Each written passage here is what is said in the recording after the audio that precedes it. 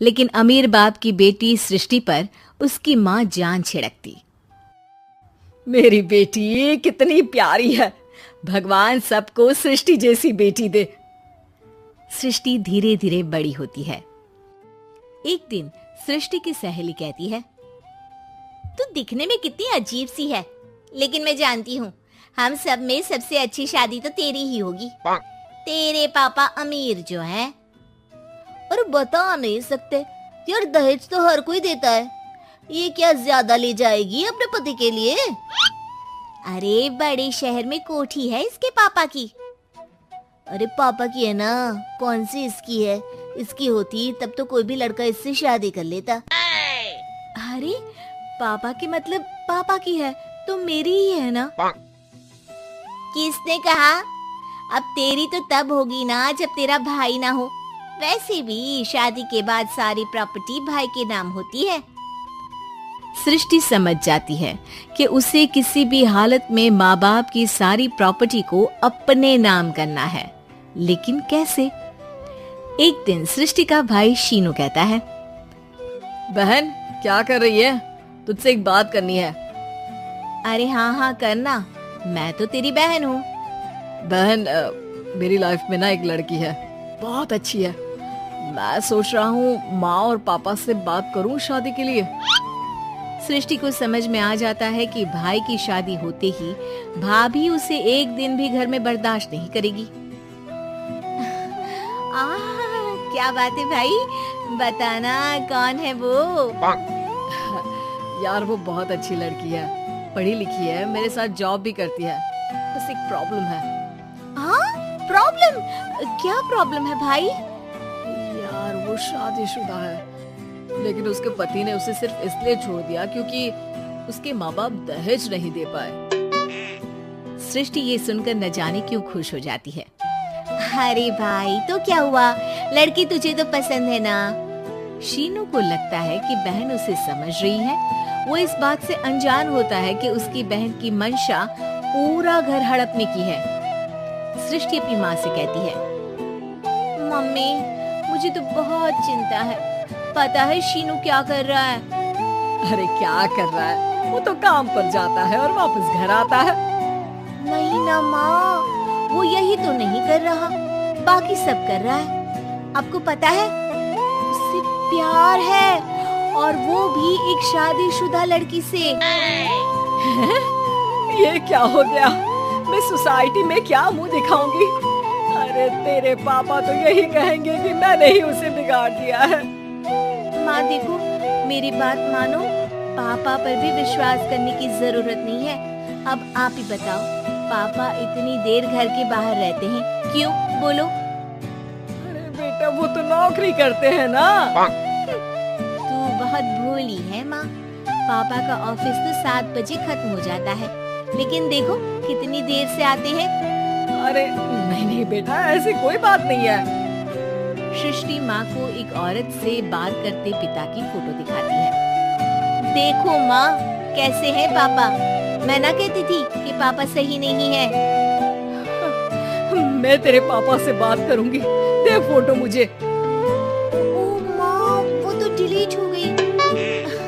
लेकिन चल तूने तो देख लिया ना, पापा से बाद में बात कर लेना, और हाँ मेरा नाम बिल्कुल मत लेना। हाँ माँ। अब क्या था, सृष्टि के माँ और पिता के बीच झगड़ा होना शुरू हो जाता है। सृष्टि के मन में क्या चल रहा था कोई नहीं जानता था। एक दिन माँ सृष्टि के लिए एक लड़का देखा है, वो लोग शाम को उसे देखने आने वाले हैं। और हाँ माँ एक खुशखबरी, मैं और पापा मिलकर एक नया बिजनेस ट्राई कर रहे हैं। शाम को लड़का आता है, सांवले रंग का। सृष्टि को तो बिल्कुल भी पसंद नहीं आता। लड़की की माँ कहती है, लड़की का चेहरा तो कोई खास नहीं, लेकिन अगर मेरे बेटे को आप लोग सेटल कर दें तो मैं उसकी शादी आपकी बेटी से करवा दूं। सृष्टि को लड़का बिल्कुल पसंद नहीं था। उसे भाई पर गुस्सा आ जाता है। लड़के वालों के जाने के बाद कहती है, माँ देखा शीनू मेरे लिए कैसा लड़का लेकर आया, न दिखाने लायक न सुनने लायक, सेटल भी नहीं, वो भी हम करें। अरे माँ मैं जानती हूँ ये मेरी शादी किसी भी घर में क्यों करवाना चाहता है। कैसी बात कर रही है बहन? तूने तो देखा ना, लड़के को मैंने ही मना कर दिया तुझसे शादी के लिए। जिसने लड़का बताया था उसने उसकी बहुत तारीफ की थी। बात आई गई हो जाती है, लेकिन सृष्टि का मन शांत नहीं होता। क्या करूं, कुछ समझ में नहीं आ रहा। मेरी शादी हो गई तो ये लोग पूरी प्रॉपर्टी शीनू के नाम कर देंगे, मेरे हाथ तो कुछ लगेगा ही नहीं। तभी सृष्टि को आइडिया आता है। वो किसी वकील को फोन करते हैं। जी देखिए, अगर आपके मम्मी पापा का तलाक हो जाता है तो आपके पिता की आधी प्रॉपर्टी आपकी माँ के नाम हो जाएगी, फिर उसे वो किसी को भी दे सकती है। सृष्टि अब माँ को बेटे के खिलाफ करती है। माँ, शीनू पर नजर रखा करो, वो जिस लड़की के प्यार में है ना वो शादीशुदा है। यहाँ आएगी, सारा पैसा, रुपया, जमीन, जायदाद सब हड़प लेगी। पापा का भी हाल तुमसे छुपा नहीं है। ऐसा ना हो कि मैं और आप एक दिन सड़क पर भीख मांगे। भगवान, मैं तो जीते जी मर जाऊंगी अगर ऐसा हो गया तो। ऐसा हो गया नहीं माँ, ऐसा ही होगा। अभी समय है, आगे का सोच लो। मैं तो कहती हूँ पापा से आधी प्रॉपर्टी लेकर अलग हो जाओ। पापा की आधी प्रॉपर्टी भी हम लोगों को अगर मिल जाती है ना तो अगले 7 जन्म सफल समझो। बेचारी माँ बेटी के कहने पर पति से तलाक लेकर अलग हो जाती है। सृष्टि अब पैसों से गाड़ी और अपने दूसरे महंगे शौक पूरे करने लगी। उसके दोस्त भी उसके पैसे इस्तेमाल करते। सृष्टि, कल तुम कहाँ थी? मैं सारा दिन घर पर अकेली थी। तो मैं क्या करूं? मैंने ठेका तो नहीं लिया है ना तुम्हें संभालने का। माँ को सृष्टि से ये उम्मीद नहीं थी। वो बैठकर रोने लगती है। वहीं उसका पति यानी कि सृष्टि के पिता आ जाते हैं। मैं जानता था कि तुम्हारा यही हाल होगा, तो आपने मुझे रोका क्यों नहीं? मैं रोकता तो तुम रुकती क्या? सृष्टि के कहने पर तुमने मुझ पर, अपने बेटे पर शक किया, लेकिन तुम ये भूल गई कि कैसे हम दोनों ने मिलकर जीवन में इतना सब खड़ा किया। माँ पति के गले लग जाती है।